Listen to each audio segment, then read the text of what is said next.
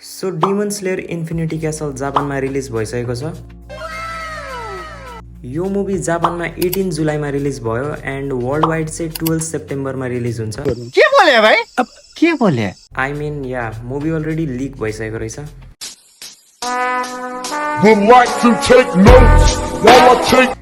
Anyways moving to the point के Infinity क्यासलले Mugen ट्रेनको रेकर्डलाई ब्रेक गर्छ होला त?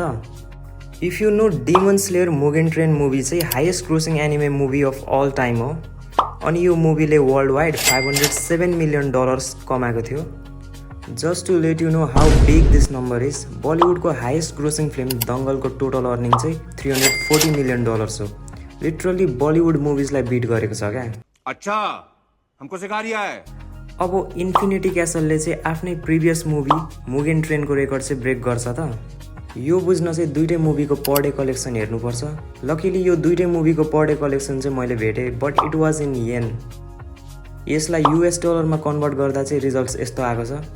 सो मुगेन ट्रेनको day 1 collection $8.5 million, day 2 collection $11.5 million र डे 3 कलेक्सन $11.1 मिलियन रहेछ।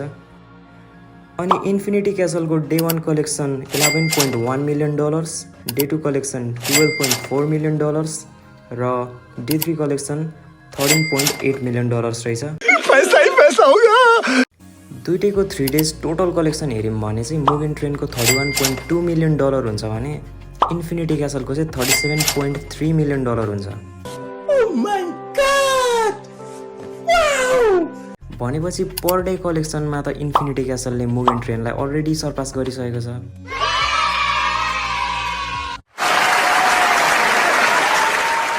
र मुभीले यस्तै पर्फर्म गरिरहेको भने डेफिनेटली मुगेन ट्रेनको रेकर्ड चाहिँ ब्रेक गर्छ नि। फ्यान्सहरूले एज्युम गरे अनुसार चाहिँ यो मुभीले पक्कै पनि $700 मिलियन चाहिँ कमाउँछ अरे।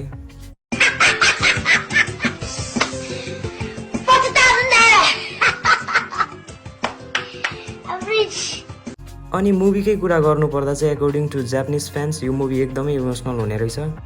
एन्ड एकचोटि फेरि युफोटेबलले प्रुभ गरिसकेको छ कि डिमन स्लेयरको सक्सेसमा युफोटेबलको ठुलो हात छ।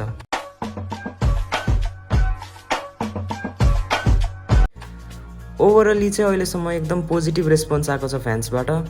अझै वर्ल्ड वाइड रिलिज हुनु बाँकी नै छ एन्ड होपफुली वर्ल्ड वाइड रिलिजमा पनि एकदम पोजिटिभ रेस्पोन्स आउनेछ। Best wishes to Demon Slayer. आजको लागि यति नै। If you enjoyed the video, do subscribe and peace out. Stop it. Get some help.